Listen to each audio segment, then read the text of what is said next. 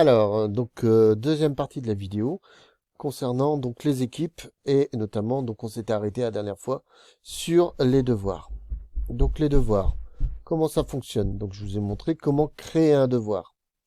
Donc une fois que le devoir est créé, on voit qu'il a été attribué, hein. Après on voit l'état. Donc l'état ici 12 sur 33, 4 sur 33. Donc ici moi je vais créer, donc on a donc le premier type de devoir et aussi je vous avais dit qu'on pouvait créer un formulaire. Un formulaire et un questionnaire. Donc, je ferai une vidéo sur comment utiliser Forms plus tard. Donc là, vous voyez, moi j'ai déjà créé des QCM. Et donc ici, je vais donc choisir mon questionnaire. Ici, vous avez donc nouveau formulaire. Si vous voulez faire un nouveau questionnaire, vous serez automatiquement redirigé vers Microsoft Forms. Donc là, vous cliquez sur donc questionnaire, vous cliquez sur suivant. Donc là, mon questionnaire va être envoyé au seconde 3. Donc là, je mets mon instruction. Donc, répondre au questionnaire. Voilà. Hein, donc après 13 points possibles, hein, parce qu'en fait dans le questionnaire j'ai mis des points. Donc ici attribué à seconde 3, donc là je l'attribue à ma classe, bien sûr à tous les étudiants. Et donc là je vais le mettre pour donc là hop, ben, on va mettre pour le 31 par exemple. 31. Ici, je vais changer la date et je vais faire 16h30. Voilà. Non, 15h30. 15h30, puisque je les ai jusqu'à 15h30.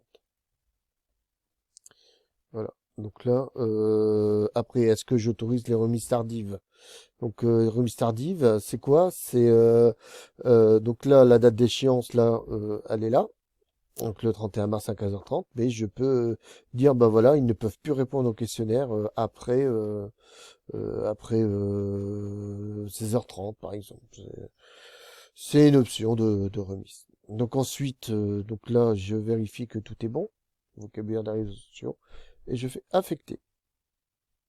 Et donc là, il y aura une notification dans le canal général. Comme quoi, on va attendre. Ah voilà, elle est arrivée. Donc ici, vocabulaire des réseaux sociaux. Donc il y a un devoir. Ils le voient automatiquement dans le canal général et ils reçoivent une activité. Donc je vais revenir dans devoir. Donc devoir et note sont deux fonctions, deux menus à peu près similaires. Ici, vous voyez tous les devoirs de la classe. Et donc, en cliquant dessus, on va aller ici. En cliquant dessus, on voit l'état. Donc l'état, hein, c'est quoi l'état? C'est donc par exemple voir si par exemple, Noé là ici n'a pas regardé son devoir. Il ne l'a jamais regardé. Ici, je vois que Élise Mandel, elle l'a consulté. Donc, elle a ouvert le fichier, elle a regardé ce qu'il y avait dedans. Est-ce qu'elle l'a modifié? Je ne sais pas. Hein, on verra après. Donc là, vous voyez, tout consulté. Et là, Antoine Nicourt, lui, a déjà remis son travail. Il me l'a renvoyé. Hein, donc, vous voyez, donc l'avantage de mettre des travaux dans Teams, c'est que tout est centralisé sur la plateforme. Vous n'avez plus, par exemple là, une classe de 34 élèves, on vous demande aux élèves de renvoyer votre travail par mail. Vous recevez 34 mails avec tous marqués, par exemple, travail de français ou travail de maths sans le nom. Là, tout est structuré, tout est remis en même temps. Donc tout est sur la même plateforme et vraiment très bien structuré. Hein, donc voilà. Après, je vous ai dit que c'est à peu près la même chose. Hein, donc c'est une note option, une note visualisation pour note. Donc note, en fait, on verra ici. Hop. Vous voyez donc l'intégrale des devoirs, hein, s'ils sont consultés, remis, ou donc quand il n'y a rien, c'est que ben on n'a pas été remis. Alors, l'avantage de ces travaux, donc c'est qu'on peut aller voir en direct ce que l'élève fait. Donc ici, je vais aller voir sur Élise Mandel. J'appuie sur les trois petits points et je fais. Voilà. Donc ici, on voit ce qu'elle a fait. Donc ici, elle n'a rien fait. Vous voyez? Donc ici, hop, je peux modifier son fichier, donc soit dans le navigateur, soit dans le bureau. Donc c'est ça qui est bien, c'est que tout est centralisé sur Teams. On n'a pas besoin d'applications, de 36 000 applications et tout est dedans. Vous pouvez aussi intégrer des commentaires et vous pouvez afficher l'historique de tout ce qui s'est passé du fichier. Et éventuellement, vous pouvez retourner le commentaire ou retourner le fichier s'il a été remis. Par exemple, ici, je vais ici dans remis. Donc je vois qu'Antoine Licourt a remis. Donc je vais regarder donc le travail de l'étudiant. Donc ici, on va voir que voilà. Donc là, il a bien répondu aux questions. Hein, YouTube, poster des vidéos, poster du contenu, pouvoir les goûts d'utilisateurs pour les pubs, voilà, pour les pubs. Hein, donc voilà.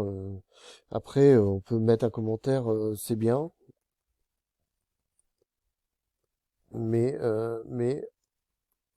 approfondi plus les données les données collectées. Voilà. Voilà. Donc là, j'ai mis un commentaire. Hein, j'ai mis un commentaire. Et donc, ce commentaire, il le verra. Hein, il le verra automatiquement ici. Hop, ouvrir le travail de l'étudiant si on fait ça. Vous voyez, hein, j'ai pas dû retourner. J'ai mis le commentaire. Et puis, je peux le retourner. Voilà. Je peux retourner son travail. Voilà. Hop. Donc, donc là, vous voyez, Antoine Licourt, on n'y a plus marqué consulter ou remis, mais retourner. Et donc, je peux aller le rechercher, je peux regarder ou retourner. Donc, j'ai pas mal d'options. Donc, en fait, j'ai renvoyé l'élève. J'ai renvoyé son travail à l'élève. J'ai mis un commentaire, mais j'aurais pu corriger le fichier et après lui retransmettre. Voilà comment ça fonctionne les devoirs. Hein.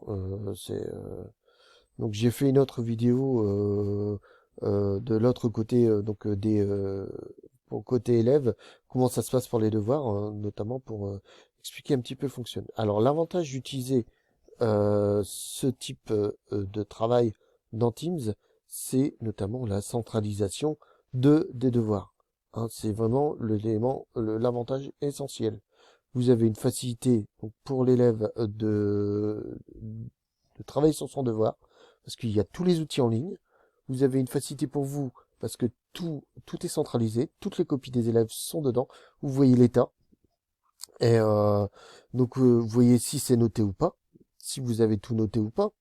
Vous avez aussi l'avantage de communiquer directement, mettre des commentaires, même s'ils n'ont pas fini. Vous pouvez mettre des commentaires, retourner, demander d'approfondir plus telle chose ou telle chose. Hein, vous voyez, c'est vraiment vachement intéressant. Voilà, donc j'en ai fini. Donc je vous souhaite une bonne journée, puis à bientôt.